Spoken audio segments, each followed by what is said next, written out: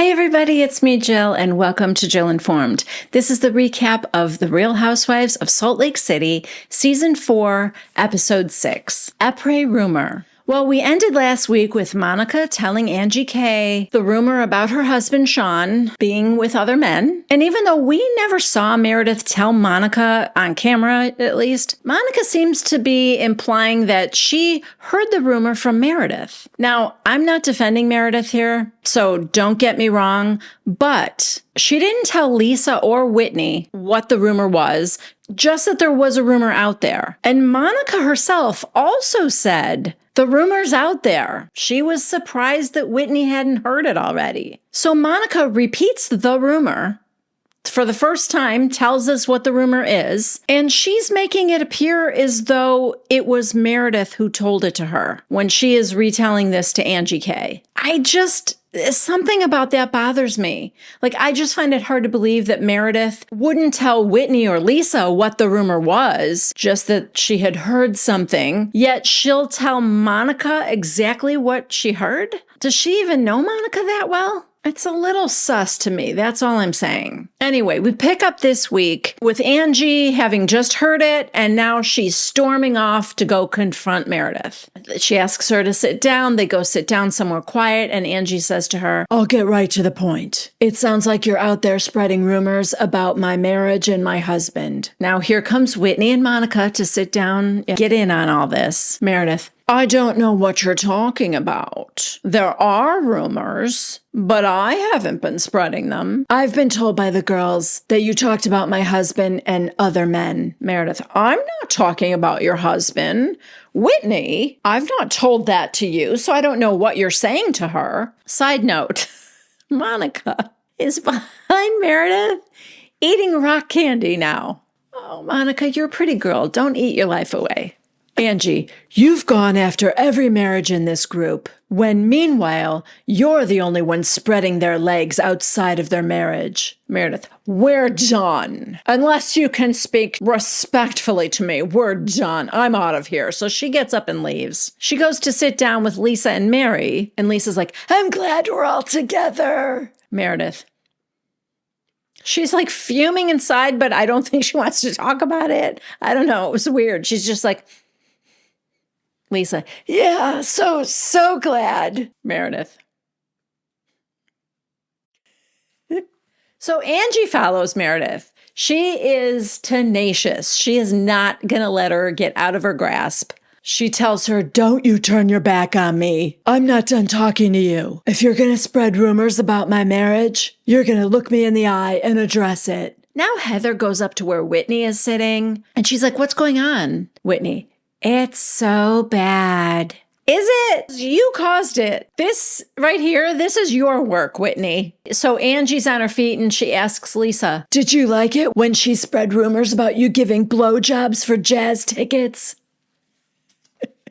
Just when you thought you had lived that one down, Lisa. Angie K brings it back up on camera. Listen, there's nothing funnier than blowjobs for jazz tickets to me. It's just, I don't know why that cracks me up. Side note, I failed to mention this last week, but Mary, who criticizes everyone else's fashion choices, has chosen to wear a skirt that either came from a car wash or has been cobbled together, Scrabble tiles. It's hard to say, but it is a bold choice either way. Meredith gets up again. Angie goes after her again. Meredith's main complaint seems to be about the respect. Angie needs to learn how to talk to people with respect. "I didn't spread anything, Angie, particularly not my legs."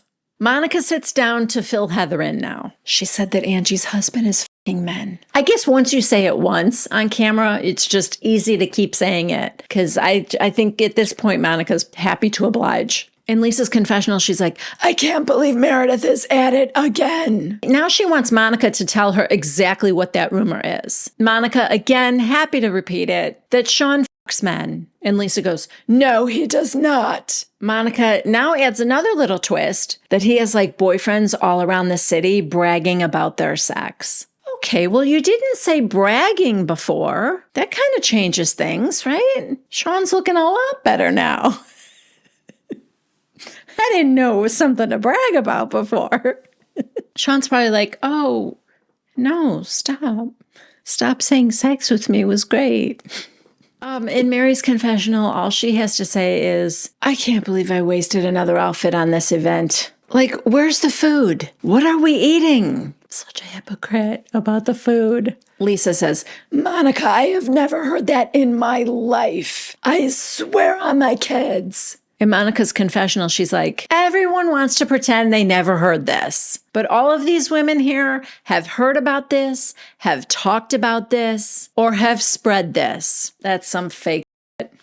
That is some Utah shit. Whitney asks Heather if she ever heard it. Heather, yeah. You see what I mean? I don't think Monica heard it from Meredith. That's all I'm saying. Meredith is really taking the blame for spreading it, but it sounds like it's already been spread. Monica is admitting to have heard it before. Heather is now admitting that she heard it. She said people always say that about male hairdressers, which, yeah, that's what I was saying last week. People are dumb. It's just some stupid stereotyping nonsense. And Heather's confessional, she goes, this is Utah. I've been to family reunions where if a guy wears a cardigan, they think he's gay. As soon as she married a guy with tapered pants and custom-made suits, the rumors started flying. So Mary says to Lisa, Lisa, there's no food? How could this person be the one that got on Monica for eating too much? I don't get it. Lisa goes, no, there's a lot of food.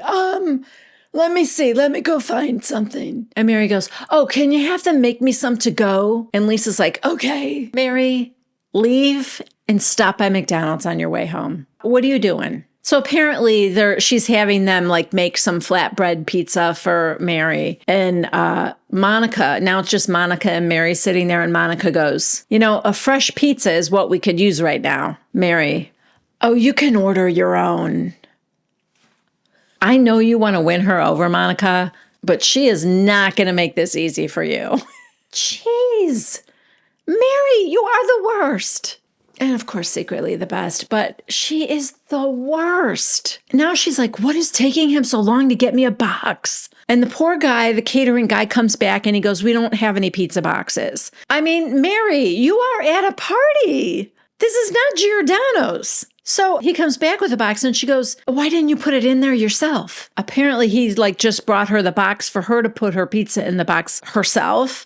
And he just said, well, I didn't want to touch it with my bare hands. And Mary goes, no, you're just lazy. You're the worst, Mary. Like, wow.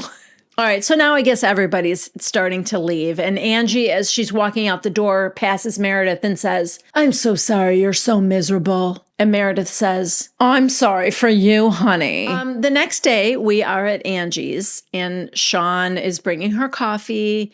And she said, I didn't sleep very well last night because some crazy things went down the night before. And now she tells him about the rumor. Meredith said that you were hooking up with men on the side. Now, Sean's reaction, in my opinion, is the reaction that Angie should have had. He doesn't look scared or like he got found out or starts yelling or anything like that. No over-the-top reaction that can be misconstrued as being like, uh-oh, she hit too close to home or really pushed a button. Nothing like that. He just shook his head and he goes, what an idiot.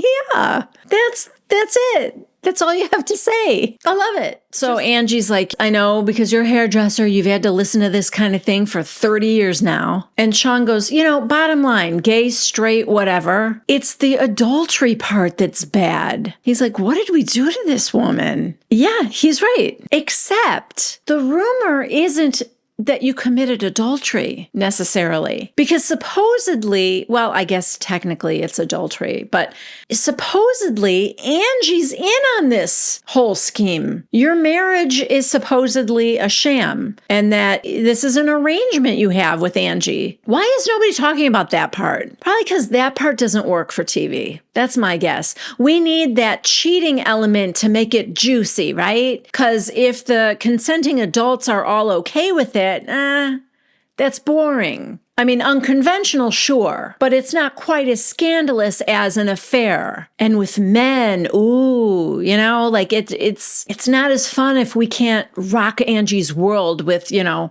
something that's been happening behind her back. I mean, it's not even as exciting as blowies for Vita tequila placement or jazz tickets.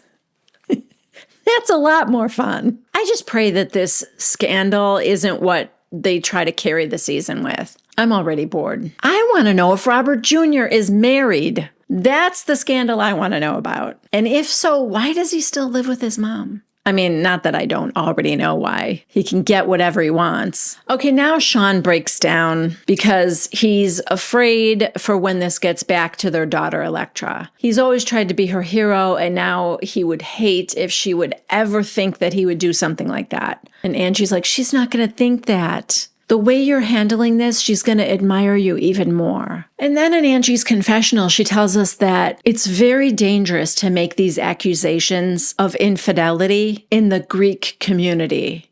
Oh my God. First of all, is Angie Greek? This is new information to me. So she said they got married in the Greek Orthodox Church, and infidelity is against our religion. Oh, is it? Pretty sure it's against most religions. Gee, should have got married in a Baptist church. They're fine with cheating. It's so stupid. So Sean says that Meredith is no longer welcome in their home. He's like, I don't want to be around her at all. Yeah, I wonder how he'll feel about Whitney in his home, who brought us Meredith's comment on camera, or Monica, who said out loud on camera what the rumor was exactly. I mean, Meredith may have started it. And again, I know this sounds like I'm defending Meredith. I'm not. I can't stand that.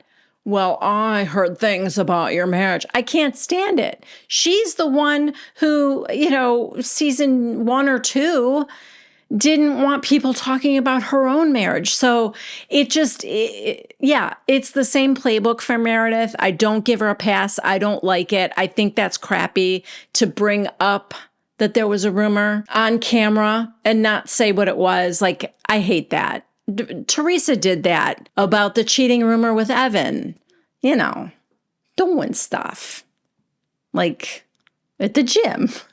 Yeah, like that whole, I'm not good with that. I'm not good with Meredith bringing this up. I'm really not. It's just that even though Meredith may have started this, she only mentioned it once on camera. That was the night she was so upset with Angie coming after her in Palm Springs. And in her enraged state, she said, oh, you want me to talk about the marriage, about the husband? I could. She said that on camera to Lisa. That's the only time we ever heard it come out of Meredith's mouth. The only time on camera. Whitney told us that she said it to her at the airport, but that wasn't televised. Whitney brought it up again at the party to Monica. Monica said what it was. All of that had nothing to do with Meredith. So everything beyond that was on camera was not Meredith. I'm just saying that maybe, Sean, there should be a few people that you don't invite into your home.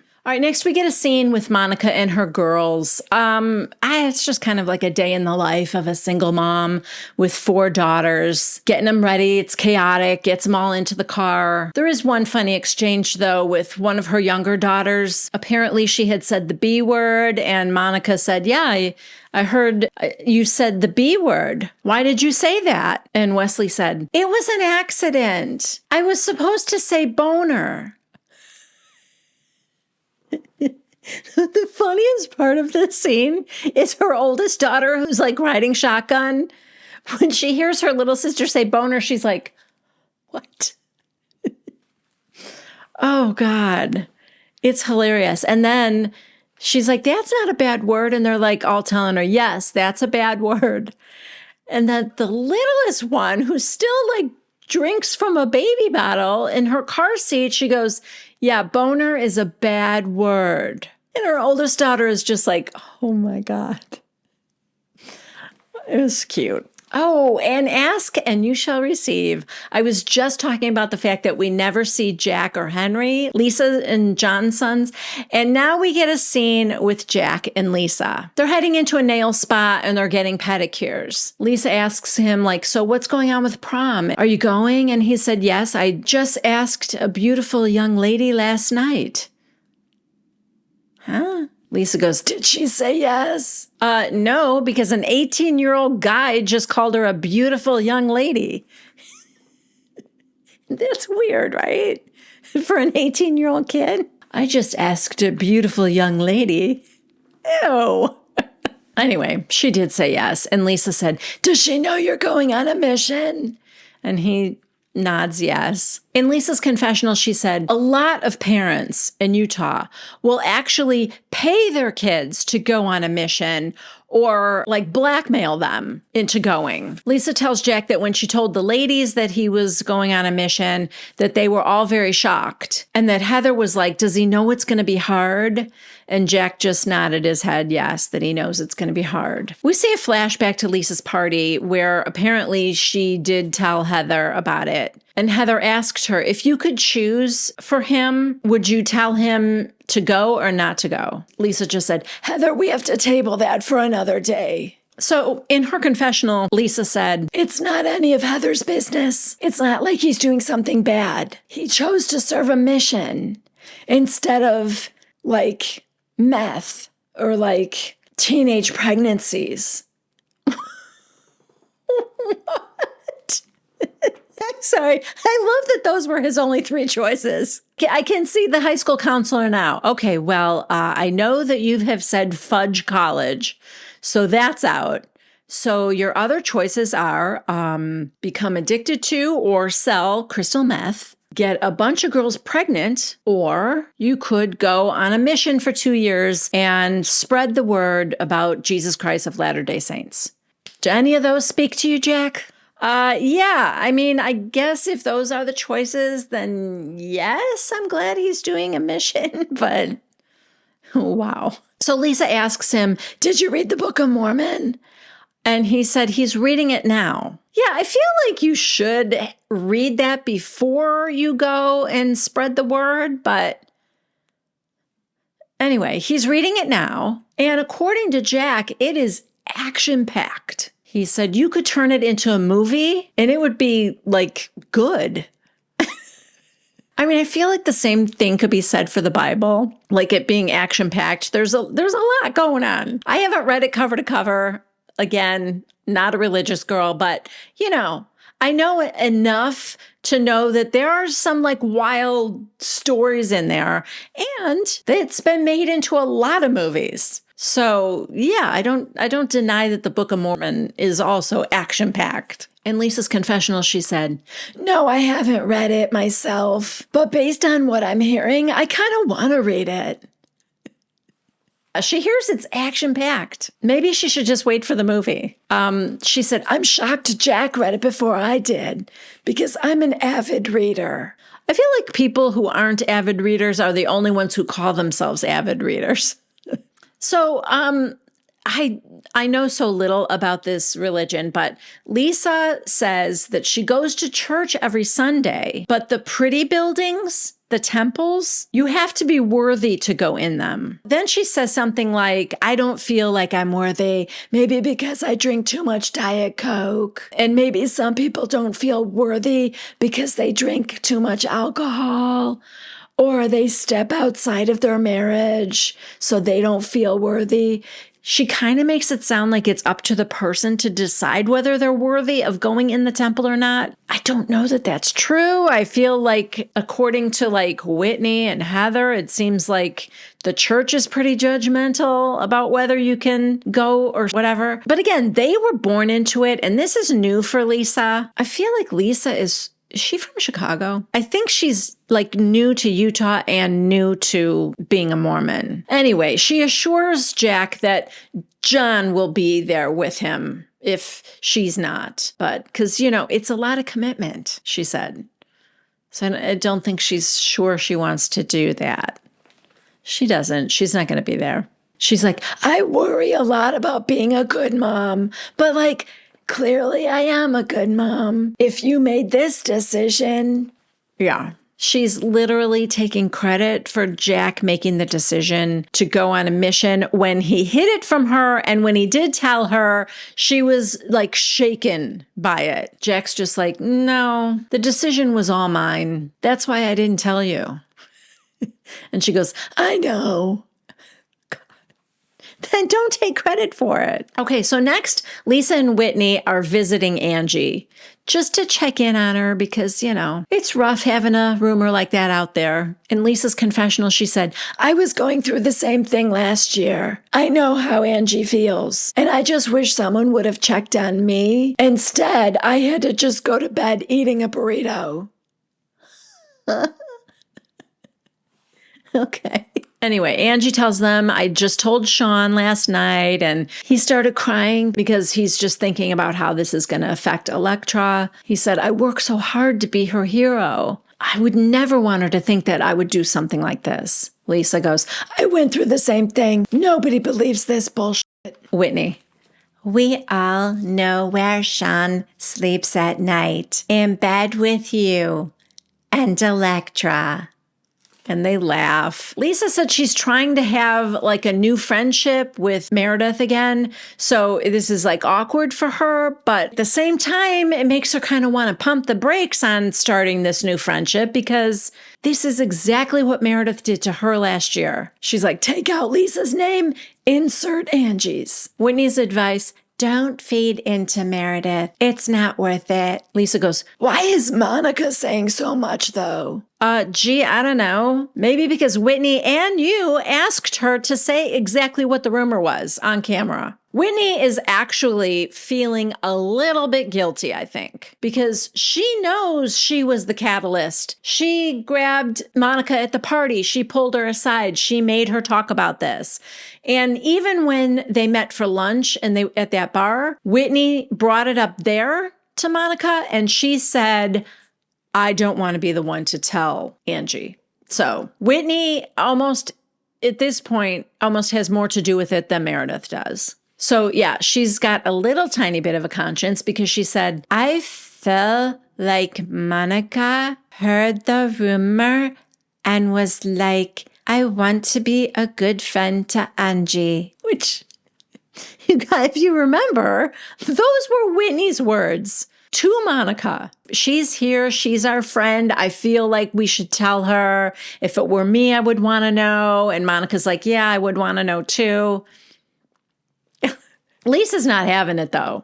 Lisa does not want to let Monica off. She just makes shit up. Just like that Snoop Dogg plane ride. Whitney, visibly uncomfortable, I think. She's kind of like, yeah. Because I think she knows that if these two get too fired up about Monica and like come at Monica, Monica's going to tell them that Whitney told her too, So Whitney's trying to like calm this down. The important thing to remember is that she was trying to be a good friend to you, Angie, and she had the courage to tell you. Yeah, unlike you.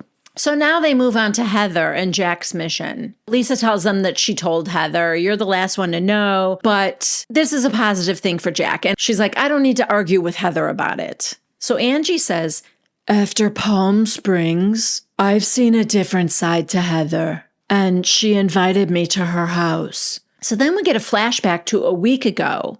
Angie is over at Heather's and they're painting birdhouses. She was not kidding. She is into watching birds now. Oh, you guys, I forgot to tell you this.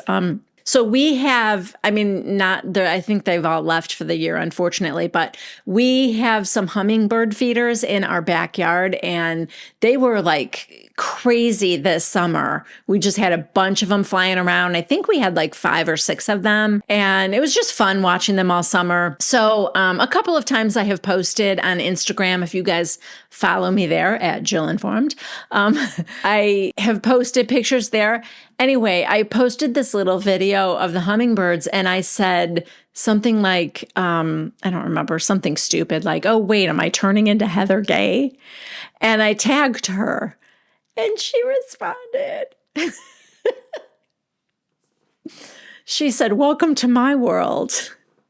Yeah, that was exciting for me. I don't hear from housewives very much. Anyway, so they're painting birdhouses. And like Angie apologized to Heather, Heather apologized to Angie. She also said that she had mad respect for her and it couldn't have been easy in Palm Springs and everyone was attacking her and she was sorry for not showing up for her. Which is, I think that's weird because I don't think Angie deserved to have someone show up for her. Angie herself shouldn't have shown up to Palm Springs.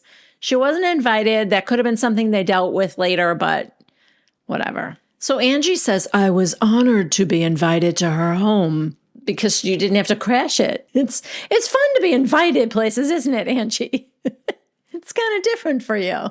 No, she just said that she's known her since she was 15 and she just hated the tension between them. So she tells them that, Heather apologized for not having her back in Palm Springs. And Whitney's like, oh, that's good. Good. Angie goes, yeah, she said, you took a lot of shit and you got a lot of grit. Well, Lisa can't take it anymore.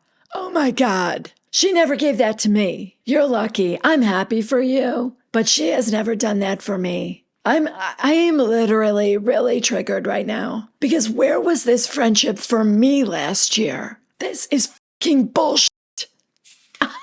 Okay. Lisa is losing it. She goes, I know it's not about me. Like, it's about you. But I have been through what you've been through times 10. Good to know it's not about you, though, right? Poor Angie is the one with a husband that's so good in the sack that the men he's with can't stop bragging about it. If only he were just average, this would be a non-issue. Nobody would be talking about him through the streets of Salt Lake City. Holy moly. Lisa is still talking, even though it's not about her. In Whitney's confessional, she's like, I had no idea Lisa still felt this strongly, but read the room. We came here to make Angie feel better. Bling, bling. Okay, in this next scene, Meredith is in the car with Brooks, and they are heading to do some snowshoeing. She tells us that it has been a rough few days. She left Lisa's party with her friend Kathy. They were driving home through a terrible snowstorm. Side note, I noticed earlier when Monica was having that conversation with Lisa, you could see the window behind them. And I remember thinking, wow, it's really snowing. Anyway, apparently about 10 minutes into the drive, their driver lost control of the car. And there was a snowbank on one side of the road and a cliff on the other. And it felt like they were going to go over the cliff. But somehow he gained enough control to go into the snowbank. It was terrifying. It sounds terrifying to me. But the Chiron says video of Meredith's accident in quotes. I don't know. That made it sound like it was not that big of a deal. But to me, maybe it's just to me. I have that. I think other people have this too. But I do have that thing where you're driving. If you're driving next to a cliff, or if the road, maybe you're going over a bridge that's scary or something really high up over the water. I have that thing where you feel like you could just turn the wheel and go over the edge. I know there are other people that have that. I don't know what it's called. It's one of those weird irrational fear things, I guess, maybe. But as soon as she said that, and if the car was sliding, I get it. I would have been terrified as well, for sure. I also know that Meredith is someone who's prone to hyperbole, but in this particular case, I feel for her.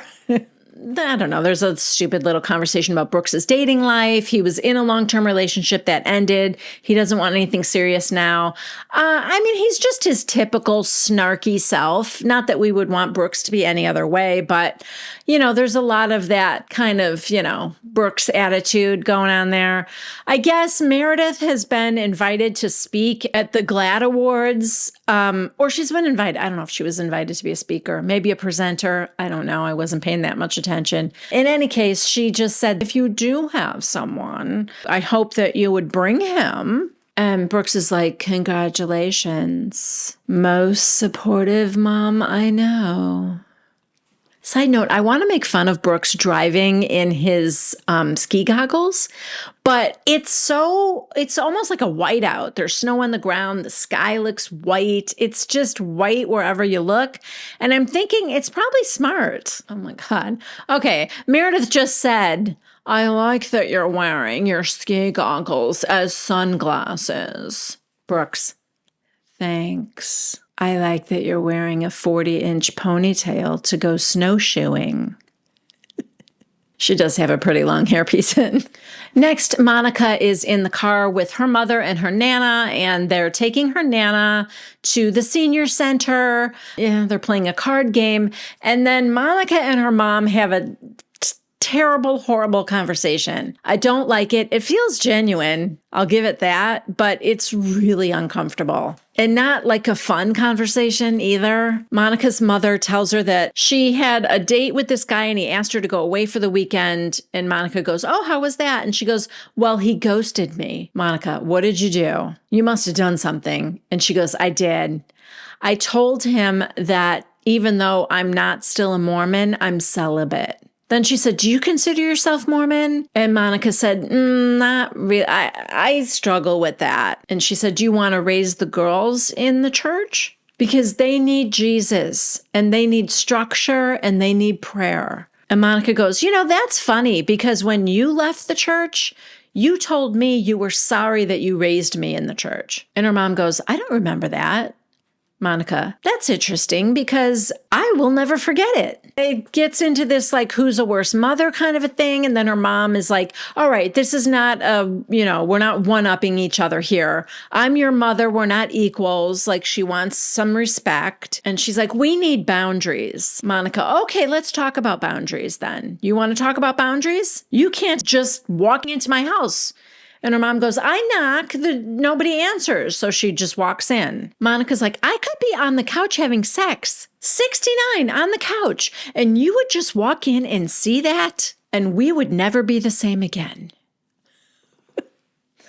Her mom's like, yeah, or, you could just lock the door when you're having 69 on the couch. Also, no way you're having sex in the living room with 4 daughters in the house. Sorry, that's not happening. Because your daughters, by the way, would also never be the same if they witnessed that.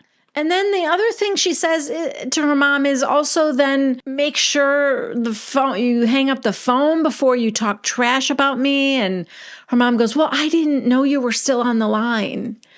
Well, this is like kind of hard to believe almost, but she thought that they got disconnected. They didn't. They must have had a fight. I certainly hope they had a fight because when her mom thought they got disconnected, she called Monica a fucking piece of shit.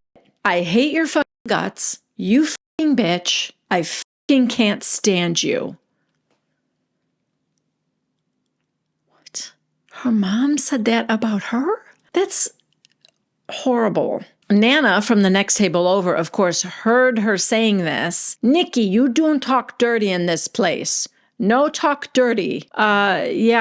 She's like, I'm just repeating what your daughter said, Nana. And then she tells us in her confessional that it's normal that her mom talks that way about her. Yikes. Next, we are snowboarding/skiing with Whitney and Heather. They talk about Jack's mission a little bit. Whitney's attitude is, good for him if that's what he wants to do. And Heather is just like incredulous. She said, you don't have any global feelings about the Mormon church? Whitney, oh, I do have global feelings about the Mormon church, but not about Jack's relationship with the church. Heather, she's dumbfounded. And I get it. She said, how can the church be this horrible, traumatic thing that ruined Whitney's life? She had to write a letter because she wanted to get away from it, but also say, well, good for Jack. to be out there converting more people into the church. Heather herself feels shame that she ever did it. She's like, we got people to sign on the dotted line without ever really knowing what the church was about. And I could possibly have ruined people's lives with the conviction I had getting them to sign up. She just says, I think Lisa didn't want to tell me because she assumed that I would feel a certain kind of way because I wrote a certain kind of book. And Whitney goes, that's interesting, because she had a major reaction to you inviting Angie over to your house. And Heather's like, she did? And Whitney goes, yeah, I think it was like she was jealous or hurt. I've never seen anything like it before. And Heather's like, huh? Yeah, and that is where this episode ends. I feel like Whitney is just playing all sides. At first, I just kept thinking she's just not into Heather. She doesn't want to have this relationship work. Now, she's throwing Lisa under the bus a little bit. Maybe it's just that she wants trouble for Heather. Maybe she wants to make sure that Heather and Lisa aren't good. In general, I just feel like it's Whitney this season that's working the hardest to stir the pot, you know? So anyway, that is it for me. I hope you guys liked this episode. If you did, please consider giving this video a thumbs up. If you haven't yet subscribed to my channel, please do so. And if you click on the bell icon, you will be notified every time I post something new here on my channel. Also, for those of you who are Amazon shoppers, I am an Amazon affiliate. If you go through one of my links in the description box below this video, it will take you to Amazon. You don't have to purchase that item, but anything you do purchase that qualifies, I will get a percentage of. So thank you in advance for that. All right, you guys, I love you, and I will see you next time. Bye.